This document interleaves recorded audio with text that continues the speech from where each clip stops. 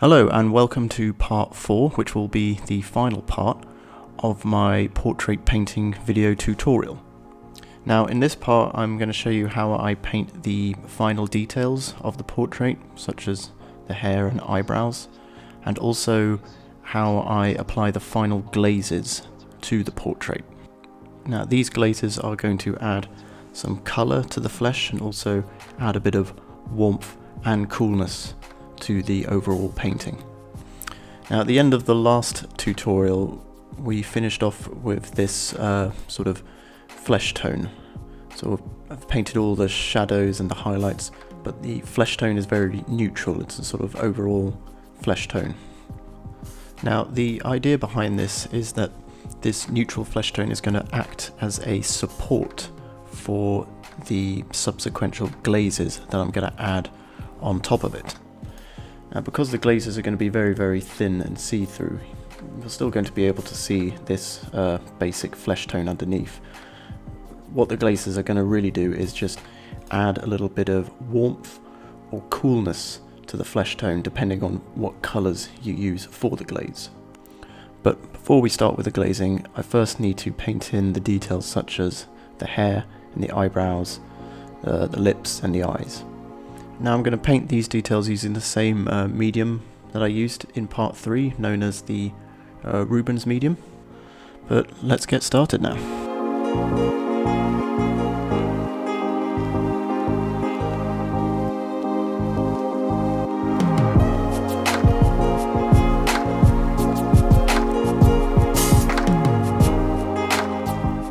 Now for the hair and eyebrows, I'm simply mixing together Ivory Black and Titanium White to get some various grey colours, and I'm also applying the paint quite thickly because I don't really want the flesh tones underneath to show through.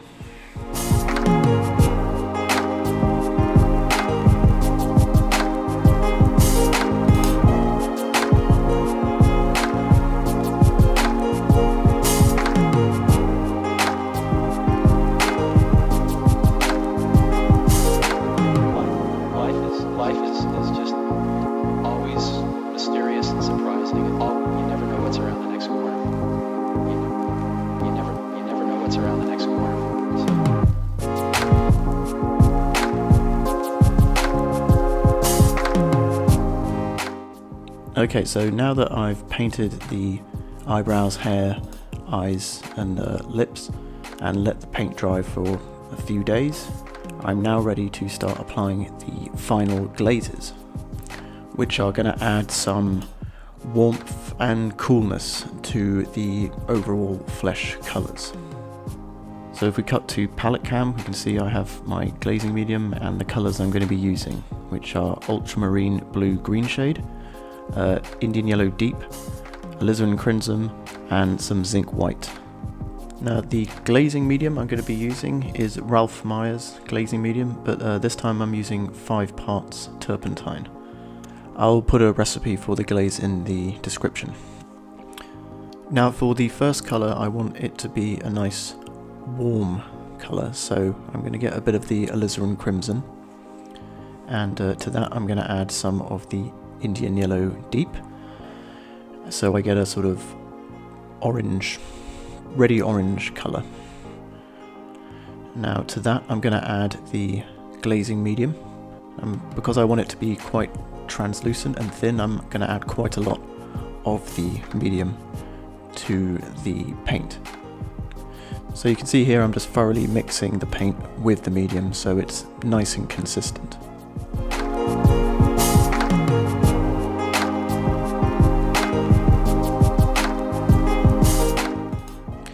So now the warm glaze is done, I'm mixing up a much cooler glaze. So what I'm doing is getting a little bit of the Ultramarine Blue green shade. Then I'm going to stick a little bit of the glaze medium in there, and then just mix that up. And to that I'm just going to add some of the Indian Yellow Deep and a little bit of the Alizarin Crimson, and that's going to make a sort of bluish grey, or sort of a browns, but that's much more on the blue side.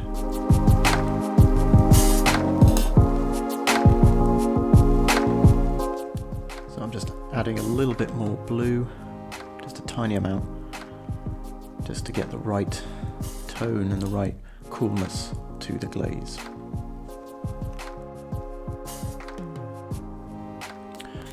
What I'm also doing here as well is just adding a little bit of the zinc white to the bluey grey mix, and I'm going to be using that a little bit later on in the painting. So now I'm just going to get a little bit more of that medium and just mix it in with the cool glaze until I reach again another nice consistency. Okay, so now the glazes have been mixed, it's now time for me to apply the glazes over the skin tone. So you can see here I'm applying the warm glaze with a soft synthetic hair brush, and I'm doing that on the left hand side of the face, and I'm applying it very thinly. I'm also spreading it around, and if there's any excess, I tend to wipe it off with a bit of cloth. And you can see here now I'm applying the cooler glaze on the right hand side of the face, and again I'm just taking off any excess as well. What I'm also doing here is adding some of the cool glaze mixed with titanium white on the right hand side of the face to accentuate some of the highlights, and I'm also adding just pure zinc white to the left hand side of the face to accentuate the highlights as well.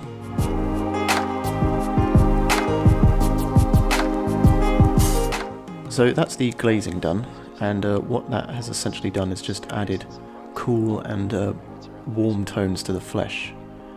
So if you put the unglazed version next to it, you can better appreciate the subtle effects which this type of glazing has. I think it's a very good technique for adding a little bit more diamonism and sort of a more subtle range of warmth and coolness to the portrait. Right, so now that glaze has been left to dry for about a day and a half or so, I'm just now ready to basically finish off this portrait. And that just means adding some of the white parts, the highlights of the eyes, and also just adjusting or changing anything that I'm not quite happy with. So let's just get started with that.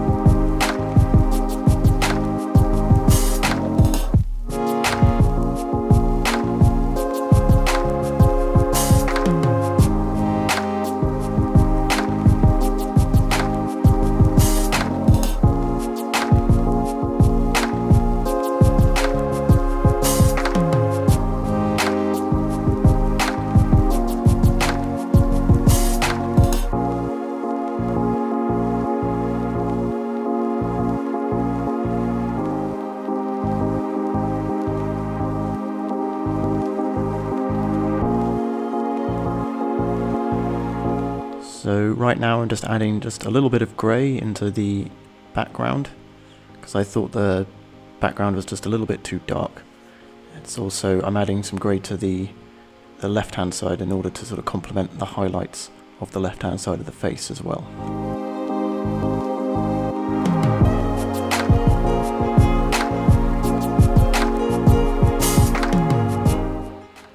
Right, so that is pretty much a finished painting. I've done all the painting there is now. Basically I just have to wait for it to dry, and once it is touch dry, which it is now, I'm now ready to apply a coat of retouching varnish, which will protect the paint as it dries. So I'm just using this retouching varnish here. And like I said, the varnish will pretty much just protect the painting until it's dry in about 6 months or so, and then you can actually properly varnish it. So I just want to apply it with a foam brush that I've got here, and I just want to do a very thin coat, and yes, you want it as thin as possible really, and you want it to be as even as possible. You don't want any build up or anything on the edges, so you just make sure it's nice and evenly spread out.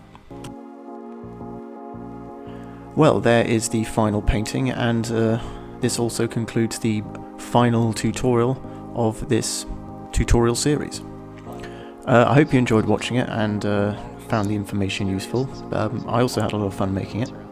Also, if you have any questions, just leave them in the comments section and I'll definitely get back to them. So I'll see you again for the next video. You never know what's around the next corner.